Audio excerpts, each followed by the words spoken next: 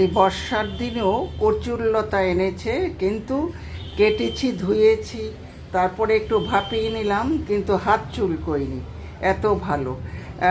রাই শস্য আর কাঁচা লঙ্কার ঝাল একসাথে পিষে নিলাম শিলনোড়াতে।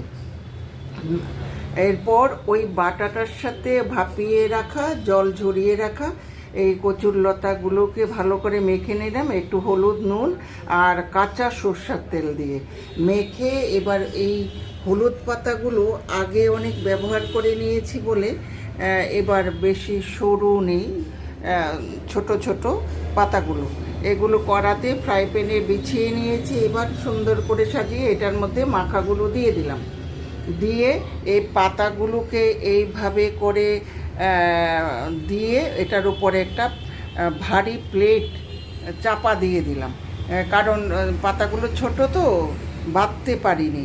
এইভাবে করে তারপরে ফ্রাই প্যানের ঢাকাটা দিয়ে দিলাম, দিয়ে একদম আঁচ কমিয়ে এটাকে সেদ্ধ করে নিলাম, তারপরে নামিয়ে নিয়েছি।